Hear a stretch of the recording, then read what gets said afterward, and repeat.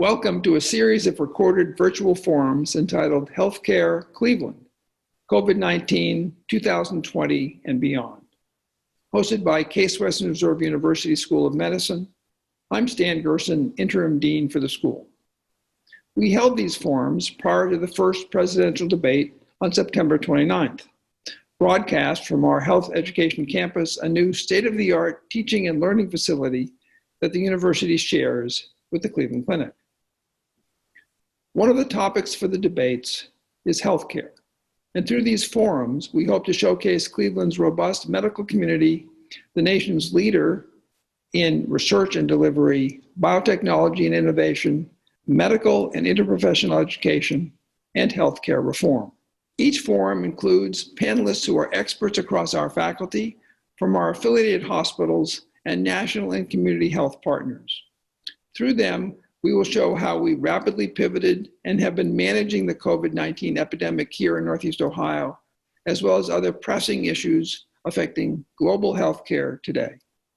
We hope you enjoy these lively discussions, expert opinions with real-time examples, and audience participation. And we hope that they will help share your perspective on the political environment and decisions we have to make this fall.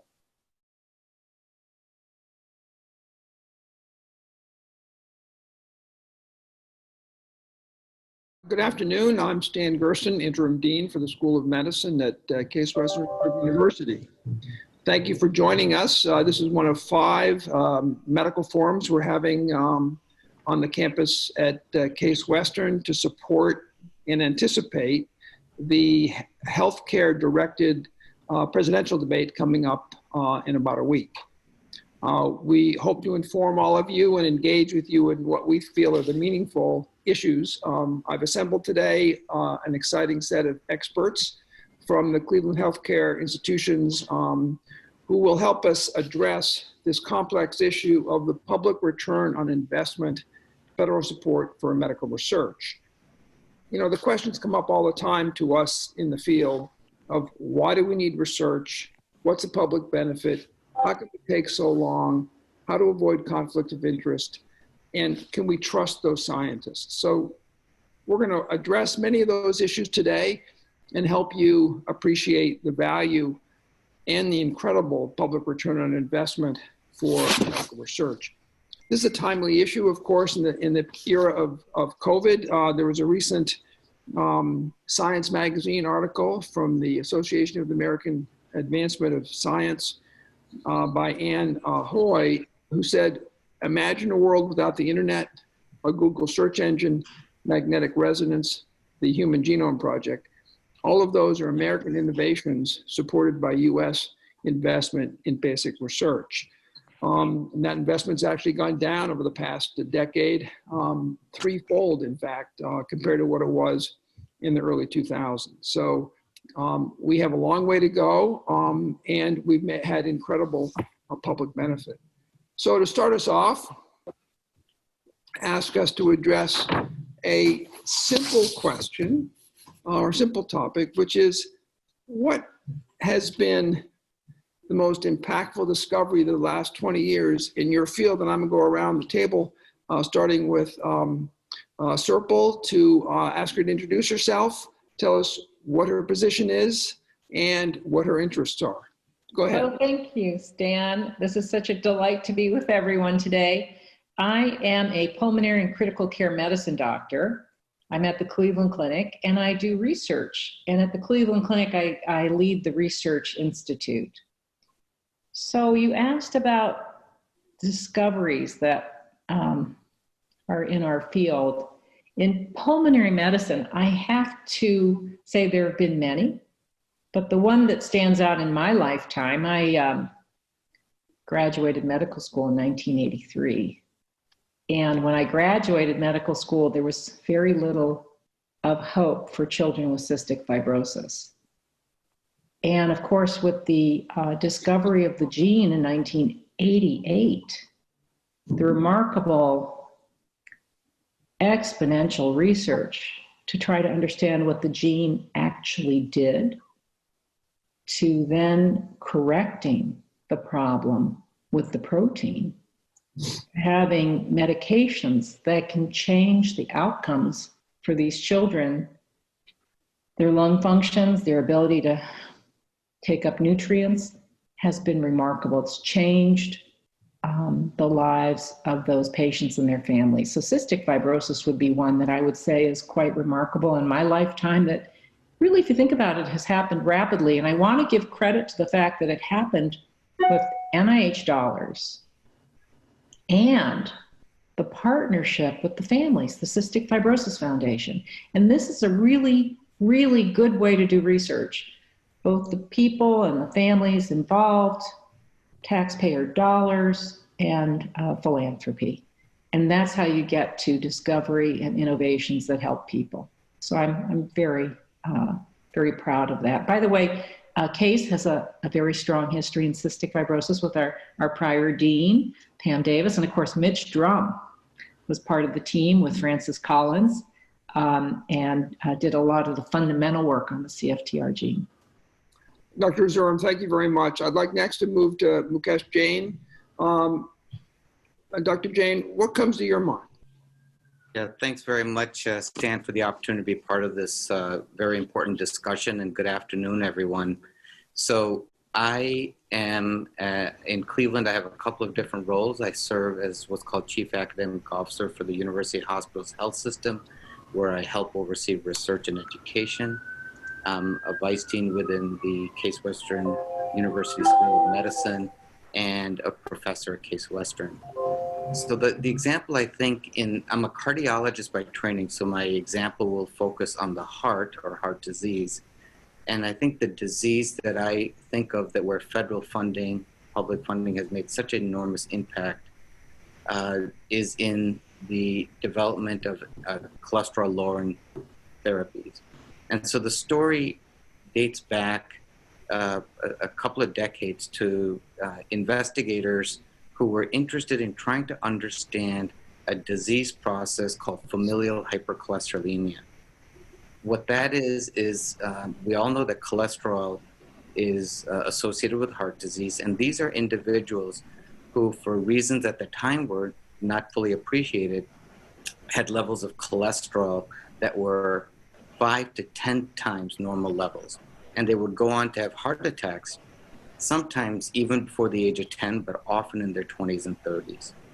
And so two researchers named Mike Brown and Joe Goldstein performed a number of experimental studies using cells from these patients and identified an enzyme that makes cholesterol and was making it at an incredibly revved up level. And so the idea is simple. If this enzyme that makes cholesterol is overactive, maybe we can block it. And their work and the work of many other individuals across the globe led to the development of a class of drugs called statins. And I suspect many members that are joining in on this call today may even be on these statins, cholesterol-lowering drugs that help not only the patients with familial hypercholesterolemia, but now are used in millions and tens of millions of patients to reduce cholesterol and impact heart disease. And so I think in the world of cardiology, that has been one of the most impactful. It has transformed patient care. And along the way, for their discoveries, Brown and Goldstein received the Nobel Prize.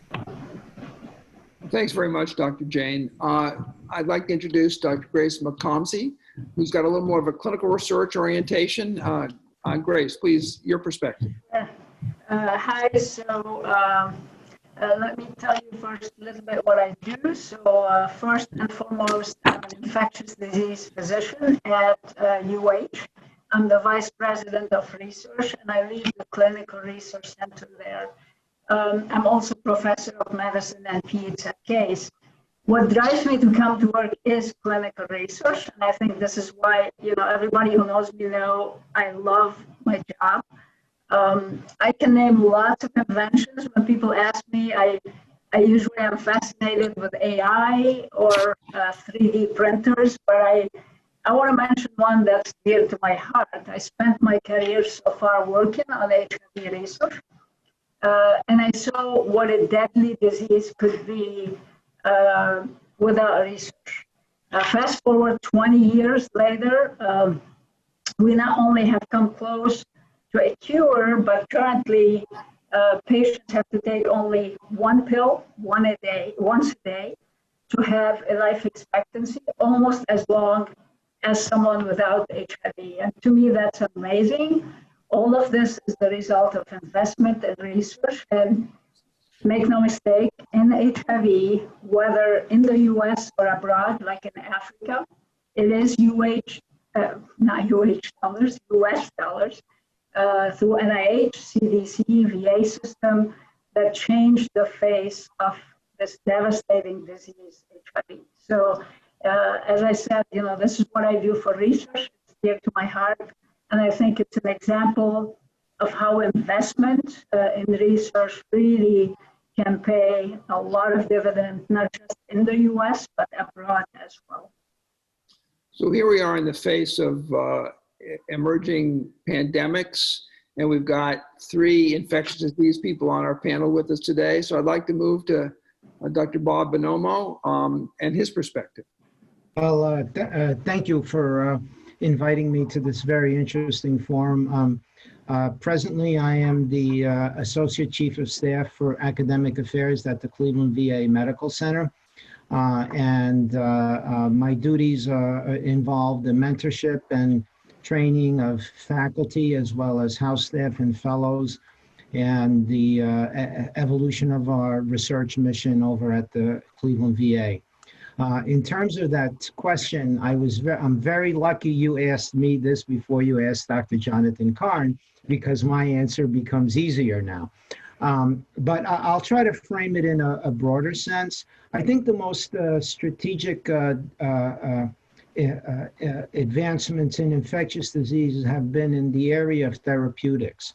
I think in no other point in history have physicians been able to treat infections that were fatal, like, for example, human immunodeficiency virus, HIV/AIDS. I think in a very, very short period of time, we understood we identified the virus. We tried to map out the immunological correlates with that. We developed potent antivirals. I remember when the paper came out in the New England Journal on the introduction of AZT for the treatment of HIV. Margaret Fischel's paper was a tremendous step forward for us in infectious diseases. And I think on the other side of the fence, we've done tremendous advances in the area of parasitology and the treatment of many of parasitic infections and antimicrobial resistance, which is a real challenge. But think about it, in the past 20 years in antimicrobial resistance, we've gone from therapeutics that were not able to treat drug-resistant infection to the advancement of at least almost 12 new drugs in the last 10 years to treat multi-drug resistant bacteria, as well as the accomplishments we've made in TB. In fact, TB stands out as one of the landmarks in the treatment, in the therapeutic trials, being something that was first piloted through the VA system. Thank you very much. If I remember, for Jonathan Karn, when the National Cancer Institute began, its focus had actually been on infectious diseases. Where have we come since, Dr. Karn? Well, thank you, Stan, and it's a pleasure to be here. So I'm John Karn, and just to introduce myself, I'm probably the most basic scientist on the panel. I'm chair of molecular biology and microbiology, but I'm also the director of the Center for AIDS Research, and now one of the coordinators for the research response to COVID. So in terms of the question of infectious disease, there's been a complete transformation in the viral area from, 30 years ago at the time of HIV, there weren't any antiviral drugs. There were antibiotics targeting bacteria, but absolutely nothing that could be directed against viruses. And because of molecular techniques that allow you to identify what are the key factors in viruses that promote their replication, it's been possible to rapidly design antiviral drugs that are incredibly potent. And this playbook is actually now being applied in the case of COVID. Of course, research is a lengthy process, so miracles don't happen within weeks or months, but it's a very rapid rollout of developments, and that's incredibly impressive. I would also like to say, since the original question was about research impacts in the current era, and in basic science, we're driven completely by technology. And there are three things that have happened in the last 15 years that are changing the face of basic science. One is sequencing, this incredibly rapid sequencing where you can analyze everything that's going on in a cell cheaply and accurately. And that's leading, for example, in the case of COVID, to a profound understanding of what's going on during those infections. Another thing that's happened is the ability to manipulate genomes. And people have probably heard quite a bit about the CRISPR system, which allows you to introduce mutations at will. It's very important for research, but ultimately gene therapy, the cure for things like cystic fibrosis, are going to be achieved by editing genomes. And then the final thing is an ability to manipulate stem cells. And this has been driving regenerative medicine, which of course, Stan, that's one of your great interests. It's what's leading to these cancer therapies with manipulating the cell receptors. And at an experimental level, it's allowing us to make tissues in culture and to be able to study things in a way we never could before. So there's a real technology revolution that's gone on, and it's has profound impacts on translational work in medicine.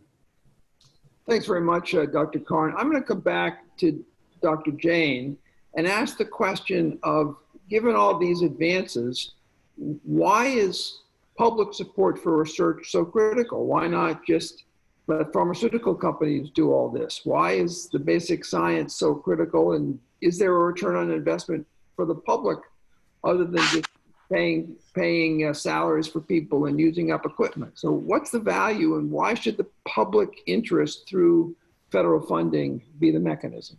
Yeah. Well, that's an incredibly important question, and very important for our audience to have a sense of why their tax dollars go towards these efforts. So, the development of therapies requires really is a team effort. Discoveries are made in research laboratories. They need to then be advanced to the point where the pharmaceutical companies can take that discovery, develop therapies that can then be tested in people in large clinical trials. So it's a wonderful relationship, but each group does something a little bit different. So the type of fundamental discoveries that you just heard from Dr. Karn and others speak about are made in research labs. That's what federal funding goes to support. Once a technology or a therapeutic is developed, or at least an early stage, the pharma companies are great at iteratively advancing that therapeutic to the point where it can be used in people. And then once it's ready to be tested in patients, it'll go back to someone like Dr. McCumsey, who oversees clinical trials for our health system, to test whether this therapy impacts the outcome of a patient. The implications of this are enormous for health, obviously, but they're also enormous for the economic impact. It's often said that a large part of the nation's economic health comes from science and technology, and healthcare is an enormous part of that.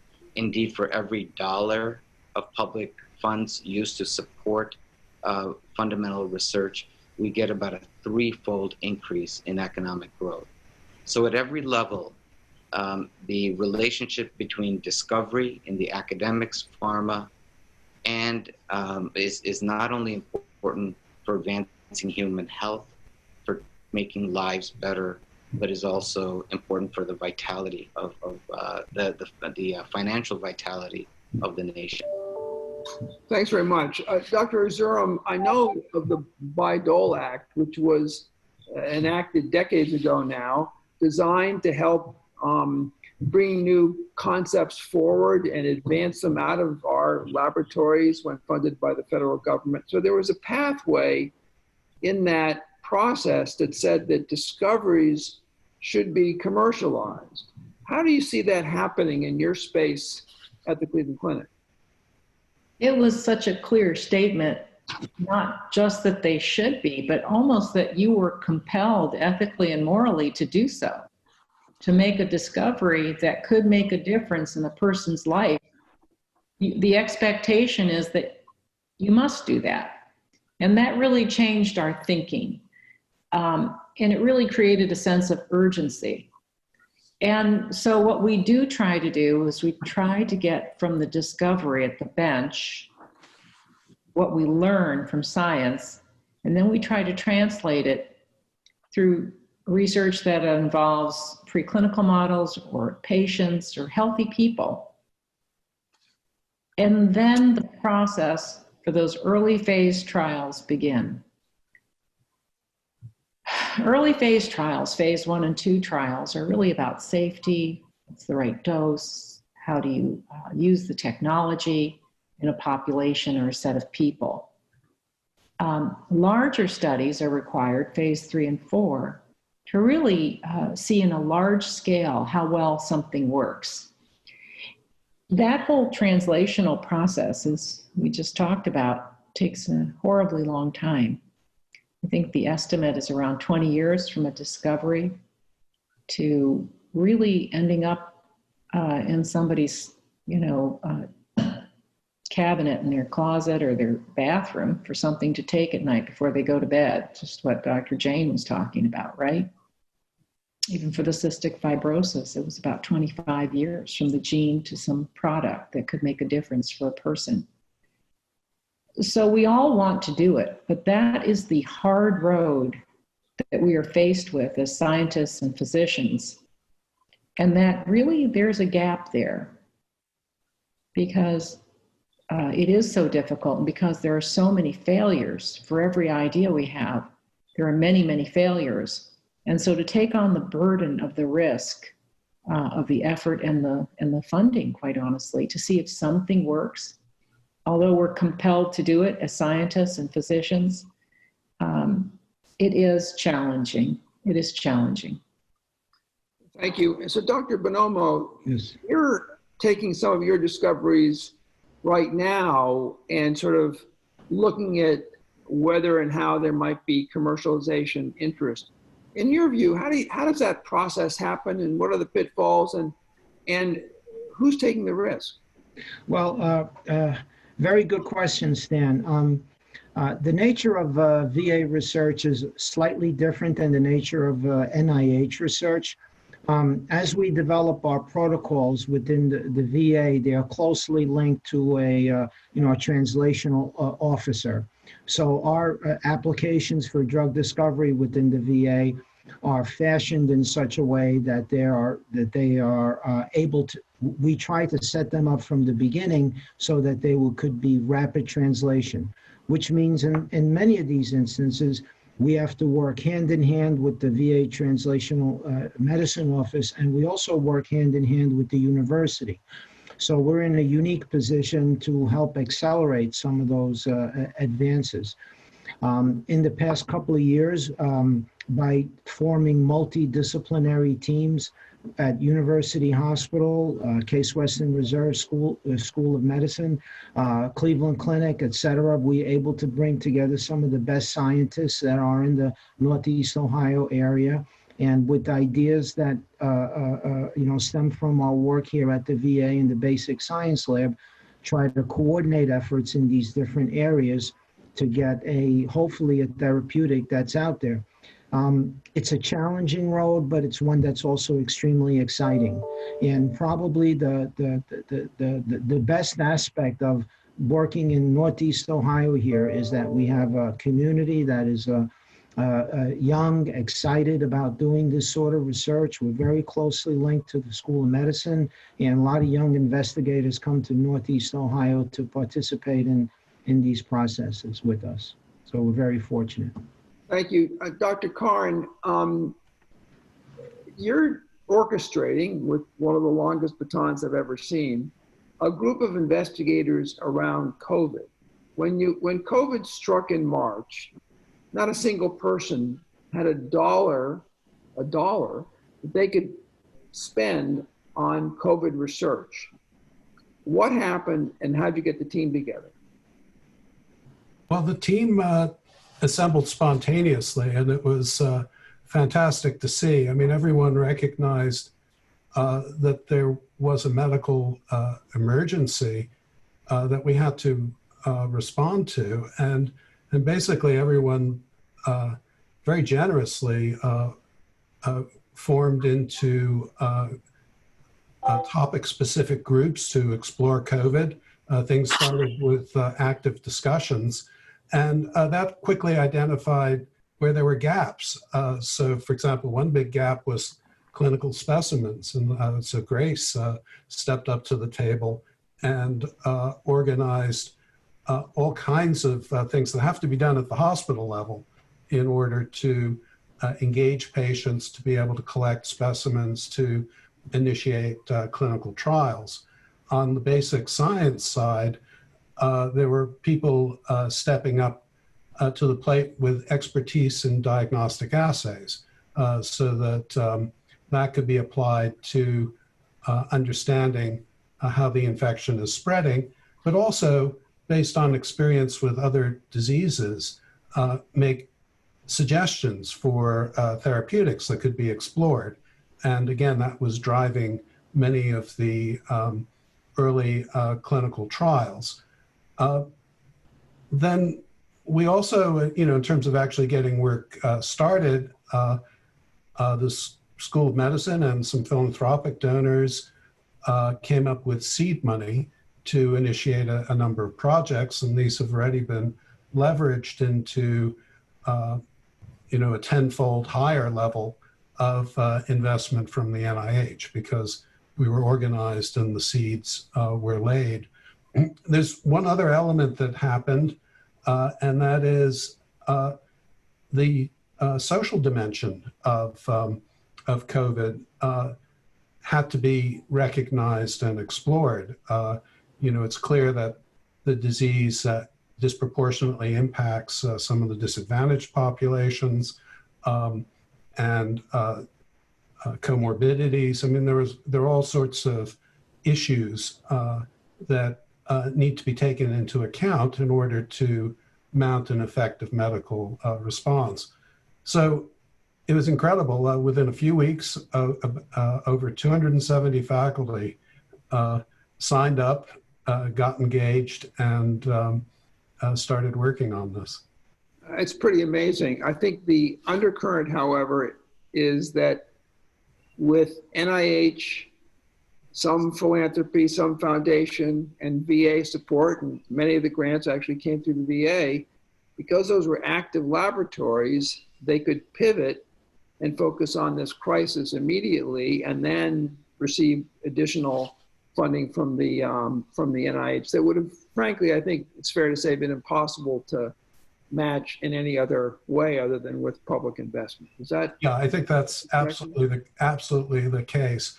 To start a laboratory from scratch would have taken years. I mean, if people didn't commit other resources to the emergency, we'd still be wondering, what is this agent going around? And Dr. Jain, you've been part of a nationwide effort that's also been seeing COVID research activities under a UH sponsorship activity. You want to briefly remind us of that? Yeah, sure. So as Dr. Karn said, I mean, this was obviously a medical emergency, and we've all rallied around common purpose. And you've seen it within communities, you've seen it at a national scale through the federal government and its support.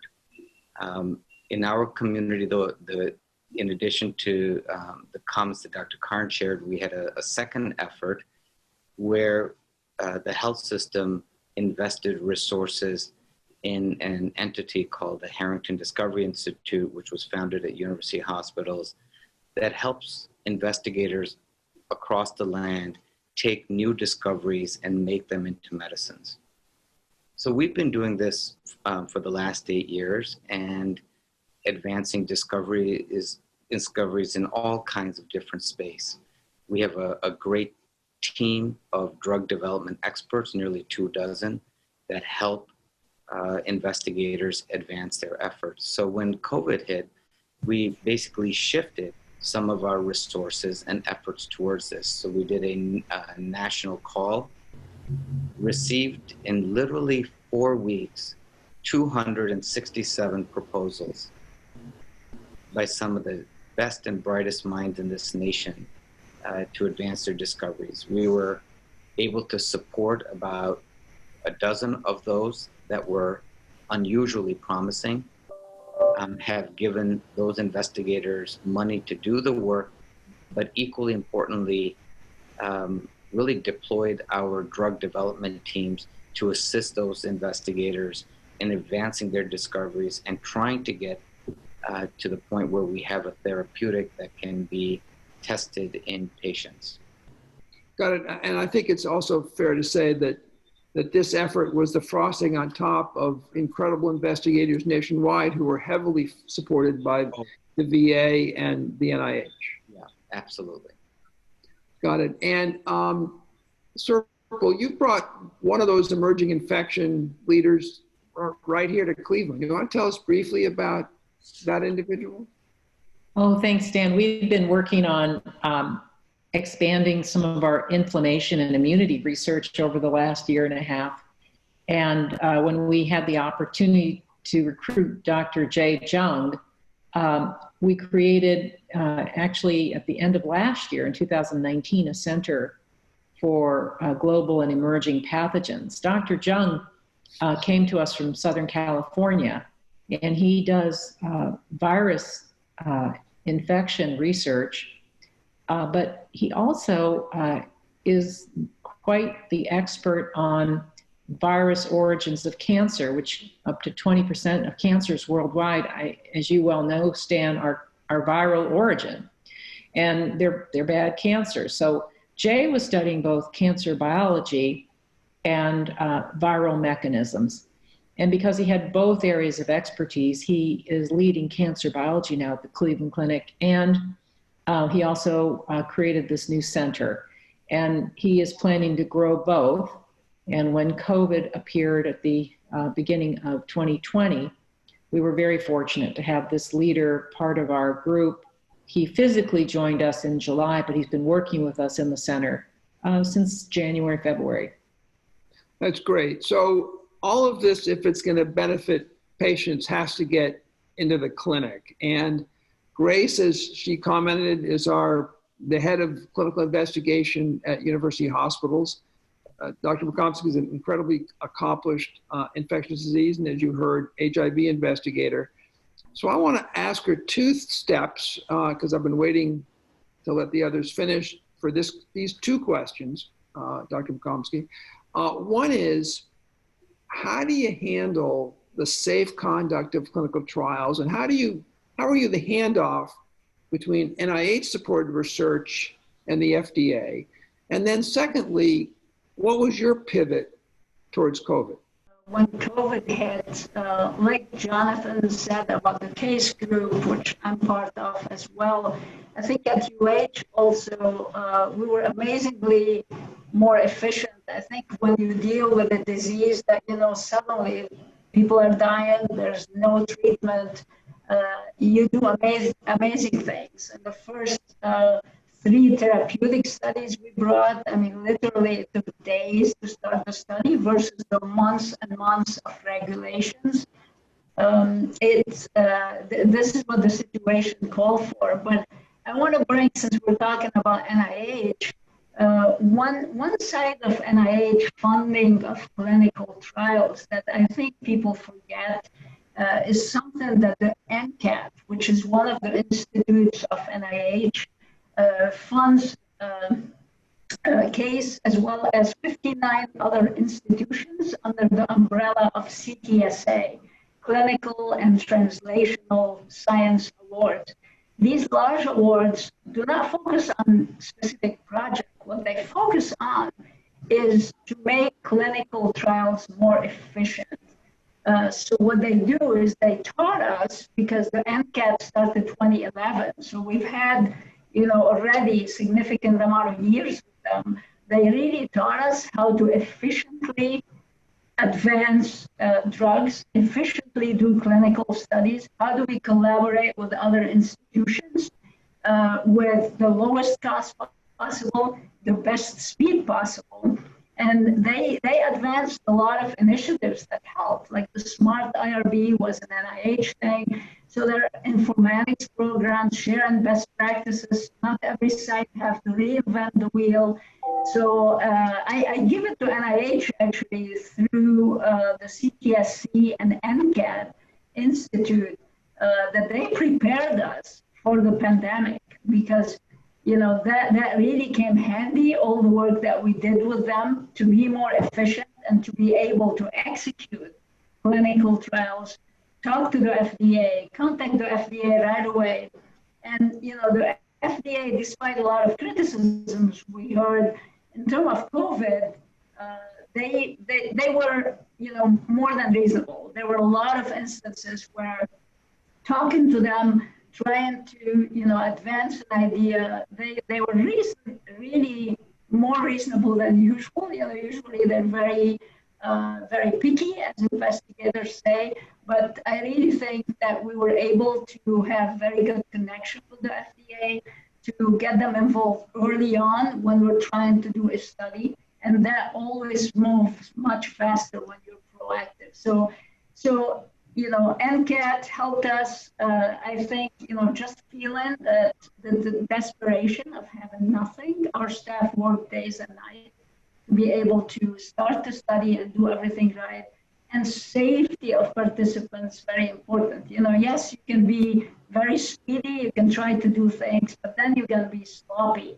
So we have a group called the Research Compliance Group that literally spent all their time auditing all the COVID studies to ensure that we are doing it as safely as possible. We are following the regulations, exactly what FDA wants us to do. So I would say it was a team effort, not just myself or Mukesh. It was really our teams who put all their heart and soul into it, and all the investigators who did all these COVID studies. One person can't do them. It really took a lot of different teams within UH and CASE to collaborate together. I have this perception that if COVID had hit a decade ago, we wouldn't be in nearly the positive position we are now in terms of rapid production of potential vaccines, of improvement in therapeutics. And I think my sense is that we've benefited from that decade of federal supported research. So we've been able to have the discoveries and the infrastructure you've described to help us move this entire process along. So yeah, Stan, absolutely. I mean, I think the CTSA, honestly, and NCAT have been criticized. You're putting too much money on implementation and procedures and not really funding specific science. But I totally agree. It really paid off. And I think hopefully COVID taught us that, we are going to have more pandemics. We're going to have more emerging infections. We really need more of that funding, not less than that. So my next question to the panelists is, I'm going to hope, as we all do, that we're over the bulk of the COVID crisis in a year, and we're going to want to move on. So what are you excited about in the beyond COVID era of the next generation of new discoveries that will take us forward with further health benefit to the remaining hard to treat diseases, chronic diseases, neonatal diseases. We've made progress, but I think we might all agree that we're not done yet. I wonder if I could start with Bob on his vision of the next big thing. Well, it's a very interesting question. I think there are going to be 2 or 3 major benefits from this. Number one, speaking as a VA investigator for the last 2 decades or so, I think what COVID has taught us is that the VA research and healthcare systems can work together very effectively and efficiently and very rapidly. So in a sense, we've laid the groundwork to implement other therapeutics in a very quick and rapid manner. Never before has an agency such as the VA been able to coordinate their basic research, rehabilitation research, et cetera. So I think by forming the correct infrastructure to rapidly advance therapeutics, it has been a real benefit for us. I think not only in the VA, but the NIH has done it as well. I think the other benefit is the intercooperation between agencies that's very evident. The FDA, as you well know, Stan, speaks to the NIAID, who speaks to the VA, who speaks to the Department of Defense. And I think a lot of the silos and barriers that have been previously put up there before, I think a lot of that has fallen now with the hopes that, you know, we need to get therapeutics out there best for our patients. And I think on a scientific basis, I think one of the major the major things that we'll bring forward is that we will no longer think of a pathogen as us attacking a pathogen. I think what COVID-19 has taught us that it's a complex picture. It's the host, it's the response of the host to the pathogen. It's how we ameliorate that response and how we fine-tune that response. It's the use of therapeutics that are targeted to multiple steps within the pathway. So I think our vision of how we treat diseases has changed significantly. It's not just a one drug, one effect type thing. Now we're more likely to think about how to modify the host response, how to modify the pathogenicity of the organism, and how to interact and how to find the best targets to overcome that and get the best outcome. So I think the future has got those 3 things in it. So it sounds to me like every question you answer leads to a new question. Well, yeah, unfortunately. That's the nature of science. Mukesh, what's on your mind for the next big thing? Yeah, well, I do want to just echo Bob's comment about having learned from COVID about the rapid nature of response, reducing barriers. And I think they will be helpful in everything that we need to address. In my view, there are a couple of areas that federal support and all of us working together will be very impactful and are very much needed. And I would probably put emphasis or put notation on 2. One is brain health. I don't think there's anyone that would disagree that dementia and related disorders are an enormous source of morbidity, mortality, and healthcare expenditure.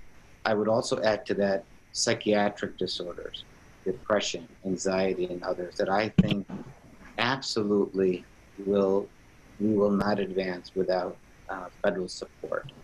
And they are collectively have enormous impact, not just as we get older, but in the case of psychiatric disorders in young people. And you can imagine the impact on individuals that struggle with disease starting in their 20s and 30s and the long-term implications of that. So I'm very excited. I know the federal government has a BRAIN initiative, and I think the public should look forward to important advances in brain health.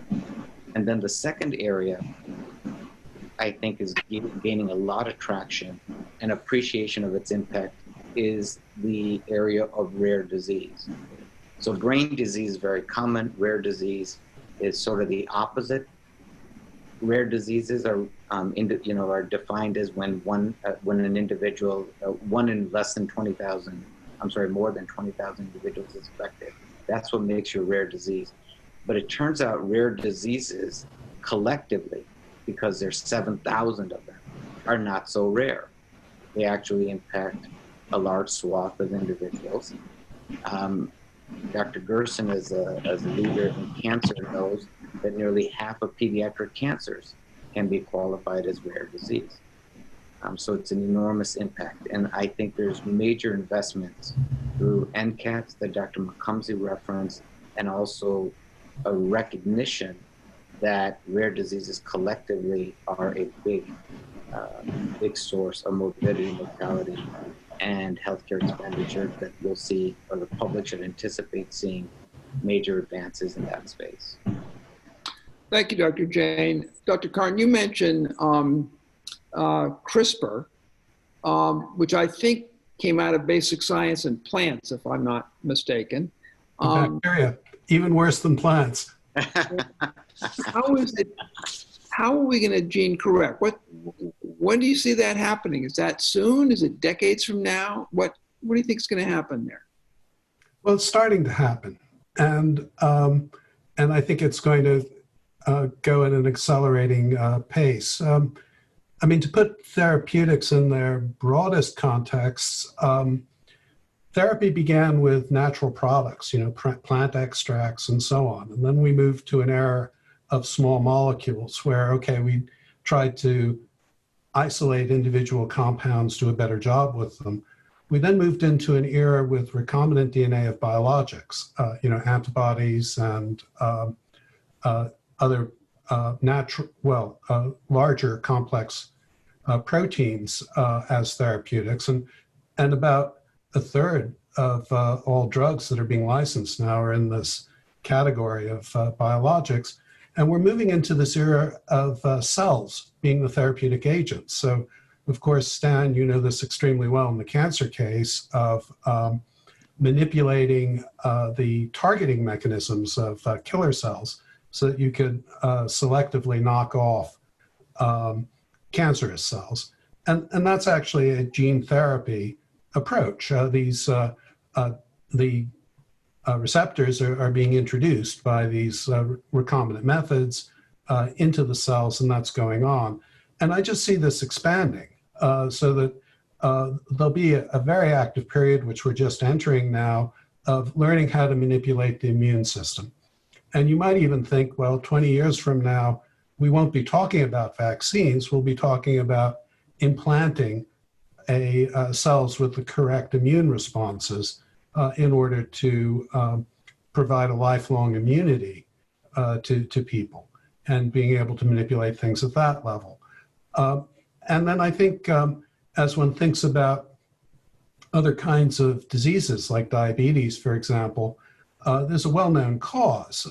It's poorly regulated insulin, or the lack of insulin. And already in animal studies, people are able to manipulate pancreatic islet cells, make them responsive to glucose.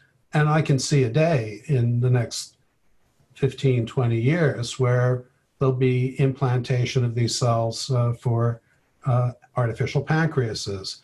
Cystic, well, that was one of the first genes to be identified, that it was the direct cause of the disease. And people realized right away, well, if you could find a way of fixing that gene in the lung, you could solve the problem. Now, that's been a big challenge, but I think, we're on the road there.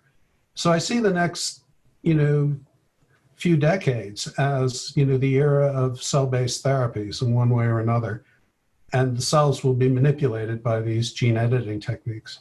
Mm-hmm. Thank you. Dr. Erzurum, you want to add your comments about your next big thing? Oh, I agree with everybody. There's so many exciting next big things that are just spectacular. I guess the only thing that I could add to all the really excellent comments are that this pandemic really revealed to all of us at how different populations respond to a disease. And while we all like to focus on the molecular aspects and the ways to deal with that, majority of healthcare issues really deal more with behavioral society issues, populations, demographics. And I think if we want to do something really great in the next 5 years, we have to start to get a handle on what are the characteristics of you and the population, how you live, where you live, that make you susceptible. And so that's population studies where we actually do implementation of changes. And that'll be very important for healthcare in the future. Thank you for raising that topic. In my view of this, we're just approaching that very interesting conceptual intersection between a risk as a street you live on phenomena versus a risk as a biological impact. And we need to understand both so we can come up with treatments for both. Stopping smoking is one set, stopping the biology is the other set. Is that fair that we have to attack it at both sides? And you said it beautifully. That's it exactly. I think you've said it very elegantly. See, I think that strategy can only be successful when, as we develop more rapid molecular diagnostics or more rapid molecular techniques where we can find the appropriate genotypes in a population that are more susceptible, less susceptible, how we understand how these genotypes affect behavior. Some of us may be wired to be of a certain type, and how we identify that and help modify that, I think that's only going to come from more advancements that we make in the basic arenas of diagnostics and genome sequencing and transcriptomics, et cetera. I want to stay away from the politic component of the next concept that I'm going to bring forward. I'm responding to a question that one of our participants asked, and I'll phrase it in the following way and ask Dr. McComsey to sort of give us a sense. The question, which is a very appropriate and insightful bewilderment, is if we're spending so much of our taxpayers' money discovering drugs and therapeutics, why is it that pharmaceutical companies charge us for that? Why isn't it all in the public interest? And Grace, you may have a perspective on the cost it takes to go from the concept through your office of clinical investigation to the point where something is finally approved. I think it's a good question, and people have to wonder. However, developing a novel drug, literally, somebody mentioned, takes 20, 25 years. It takes more than $2 billion to develop one agent. And keep in mind, I hope you can hear me. I heard that the sound is not great, so I'm hoping that you can hear me, otherwise let me know. And it does take more than $2 billion for each novel drug. More than 95% of drugs will fail. So imagine those companies and the NIH investment. Not only it takes $2 billion for one drug, the failure rate is amazing. So what we're paying in tax dollars, it may seem like a lot, but it's really not enough. So yes, you can say we should pay more and increase significantly the contribution with tax dollars, but it will be a lot more than what we pay now. We're paying only, I think, 0.6% of our GDP. It may seem an absolute, like a lot of money, but we still need a lot more to be able to offset, knowing how many of those drugs will fail and how much it takes for each drug. So I still think that the math doesn't add up. We either have to increase the funding a lot to be able to get the drugs for free, or we can't do that. So, And Stan, could I mean, if you could hear me, can I just comment on one thing? I know we talked about what's next, you know, diabetes, all these other very important areas. However, nothing could be done without investigators. And I can tell you that I'm very concerned that even though NIH is putting money to train investigators, it's really not enough. I think we have a lot of technology, but we need the people, we need the investigators to not give up on research just because they have frustrating experience with NIH and go on to become clinicians. So that's one facet that I know we didn't talk about, but training researchers, the next generation of researchers is very, very important. And really NIH should put even more focus and more dollars into it. This is one area that really will be worth it at the end if we invest in it. thank you very much. I'm going to ask Dr. Jane, who's written about the physician scientist and its fragility moment, and then we'll finish up with Dr. Erzurum on her interest in seeing the next generation come along. Dr. Jane? Yeah, thanks, Dan, and thanks, Grace, for raising the issue. It's incredibly important. So just for the audience's sort of background, there are about 1 million physicians in the US. How many of those physicians do you think see patients and do research? It's about 1.5%. That is an incredibly low number, and that is the challenge that Dr. Macumzi is referencing. We have a workforce problem in this country. It's not appreciated as much or talked about as much as it should. A few of us are trying to rally at a national level to try to address this because we need individuals like those on this panel, and we need individuals, the next generation, I should say, of individuals that are on this panel to advance those discoveries, test them in patients, and bring them to clinical fruition. The reasons for that lack of number of physician researchers is complicated. It has to do with the cost of education, has to do with, even though the NIH and federal dollars are fabulous, we need even more to train this next generation workforce. And importantly, we need to make sure that that workforce aligns with national demographics. Today, about 15 to 17% of this nation is Black or Hispanic, but the number of physicians that are Black or Hispanic is 3 to 4%. And so we have a challenge. We have a workforce challenge, and we have to Dr. Macumzi's incredibly important point, we have to start to address it. We have to start to address it, I think, Stan, at the earliest levels to get kids at K through 12 engaged and interested in science, and then continue to encourage basically the STEM fields as we go through high school, college, medical schools, try to reduce the cost of education so that these individuals can come out and do research without having, and with a reasonable financial stability and quality of life. So that's sort of my comments on the physician scientist workforce issue. Thank you. And Serpil, last comments?